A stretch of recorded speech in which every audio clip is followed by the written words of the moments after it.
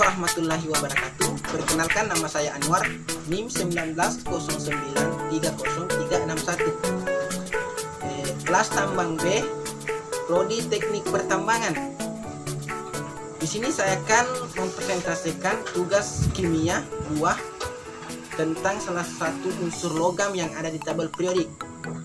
Dan di sini saya memilih unsur logam yang ada dalam tabel periodik, yaitu unsur logam nikel. Di sini saya akan mulai menjelaskan asal mula nikel. Nikel adalah unsur kimia metalik dalam tabel periodik yang memiliki simbol Ni dan nomor atom 28. Nikel mempunyai sifat tahan karat dalam keadaan murni. Nikel bersifat lembek, tetapi jika dipadukan dengan besi dan logam lainnya dapat membentuk baja tahan karat yang keras. Nikel berasal dari sisa-sisa tumbuhan ataupun makhluk hidup yang terkubur di dalam tanah selama jutaan tahun. Nikel adalah bagian hasil pertambangan dalam kategori logam. Dalam sejarah penemuan nikel adalah Comstedit pada tahun 1751 yang pertama kali diberi nama Pumpernickel atau Nicolit karena masih berada dalam nikel. Penamaan tersebut muncul dari tempat ditemukan nikel pada sebuah batuan yang mirip biji atau kupfer. Nikel yang mulanya dianggap sebagai logam pengotor pada tembaga kemudian akhirnya menjadi satu logam tersendiri yang memiliki nilai tinggi. Hal itu menyusul dilakukan penelitian yang menyimpulkan nikel ditemukan dalam meteoroid. Dengan struktur yang keras, logam ini ternyata memiliki fungsi dalam kehidupan seperti mudah ditempa, ulet, dan memiliki warna keperakan. Sifat nikel ini juga bermanfaat untuk menghantarkan listrik dengan cepat. Biasanya nikel juga memiliki bahan campuran seperti pembuatan besi dan kromium untuk menghasilkan baja yang keras dan anti karat. Dalam penghasilan baja anti karat membutuhkan nikel sekitar 8-12%. Nikel merupakan elemen utama yang ada pada inti bumi. Unsur kimia dengan lambang Ni memiliki manfaat yang lebih maksimal. Saat ini, nikel merupakan material yang sangat dibutuhkan dalam kehidupan manusia. Dan lanjut lagi, setelah penjelasan asal mulanya, saya akan menjelaskan jenis mineral nikel. Secara umum, mineral biji di alam yang dibagi dalam dua jenis, yaitu mineral sulfida dan mineral oksida. Begitu pula dengan biji nikel, ada sulfida, ada oksida. Masing-masing mempunyai karakteristik sendiri dan cara pengolahannya pun juga tidak sama. Dalam bahasa kali ini akan dibatasi pengolahan biji nikel dari mineral oksida laterit. Biji nikel dari mineral oksida laterit ada dua jenis yang umumnya ditemui, yaitu saprolit dan limonit, dengan berbagai variasi kadar. Perbedaan menonjol dari dua jenis biji ini adalah kandungan Fe atau besinya dan magnesiumnya. Biji saprolit mempunyai kandungan Fe rendah dan magnesium tinggi, sedangkan limonit sebaliknya.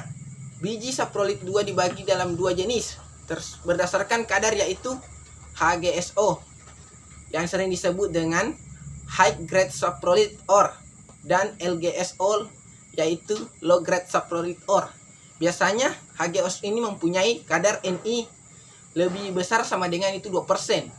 Sedangkan LgSO mempunyai kadar Ni. Adapun tahap-tahap yang dilakukan untuk melakukan proses pengolahan nikel ini melalui beberapa tahap utama, yaitu kursing, pengering, pereduksi, pelebur, pemurni, dan granulasi dan pengemasan.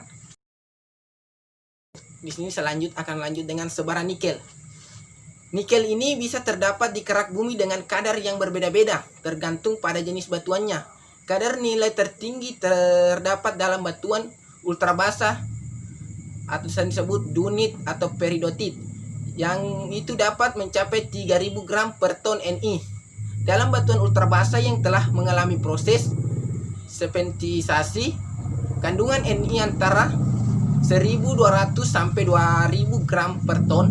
Kandungan ini menjadi lebih tinggi apabila proses sertifikasinya terjadi di daerah tropis seperti di Indonesia.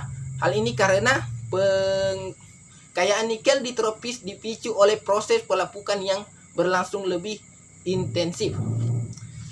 Cebakan nikel ini di alam terdapat sebagai cebakan primer dan cebakan sekunder berupa nikel laterit. Cebakan nikel primer berupa sulfida dengan mineral penyerta serta tembaga, kobalt dan platinum grup elemen. Terdapat pada lingkungan batuan basah dan ultrabasah. Nikel sulfida ditemukan pada beberapa lokasi di daerah Sorako, Sulawesi, namun saat ini masih belum ekonomis untuk ditambang. Pemanfaatan nikel berikut. Adapun manfaat nikel ini yaitu sangat banyak. Berikut ini saya akan menjelaskan manfaat nikel baik kehidupan manusia. Yaitu pertama, campuran pada besi baja. Yang kedua itu manfaatnya ini bisa dikatakan, kenapa bisa dikatakan campuran besi baja dengan kualitas yang tinggi. Terlepas dari campuran kandungannya nikel ini. Kandungan nikel membuat baja memiliki kekuatan yang baik dibanding besi baja yang hanya dicampur aluminium. Campuran nikel juga menjadi besi baja yang menjadi tahan dari serangan karat. Hal ini demikian tidak ditemukan pada besi baja murni. Adapun yang kedua itu dimanfaatnya itu pembuatan kawat. Pembuatan kawat ini dengan sifat tahannya terhadap karat. Nikel juga dimanfaatkan untuk campuran pembuatan kawat. Dalam hal ini contohnya seperti pembentukan turbin pesawat. Nikel kawat juga bisa dimanfaatkan sebagai alat laboratorium khususnya pada lihat pengantar panas yang baik. Yang ketiga itu manfaatnya pembuatan rangkaian otomotif. Dia juga bisa dibuatkan dalam rangkaian otomotif. Seperti kandungan nikel pada rangkaian otomotif menjadikan hasilnya terlihat lebih sini serta tidak mudah berkarat, sehingga pada aktivitas pembuatan rangkai ini otomotif menjadi lebih awet karena tidak cepat rusak. Keempat itu nikel juga bisa dibuat pembuatan koin. Uang koin di Indonesia umumnya dibuat dari nikel karena sifatnya yang alot dan mudah dibentuk. Bahan ini terlihat lebih padat dan berat jika dibandingkan dengan aluminium. Pada tahun 2010, Bank Indonesia meresmikan mata uang koin dengan nikel yaitu uang pecahan Rp1.000. Yang kelima, campuran pembuatan stainless. Nikel juga ini bisa digunakan untuk campuran pembuatan stainless seperti perabotan umum menggunakan bahan nikel karena memiliki ketahanan terhadap karat, sehingga tidak heran seperti perabot dapur biasanya dibuat dari logam nikel. Itulah tadi penjelasan tentang presentase salah satu unsur logam nikel. Semoga bisa bermanfaat. Dan saya akhiri dengan ucapan Assalamualaikum warahmatullahi wabarakatuh.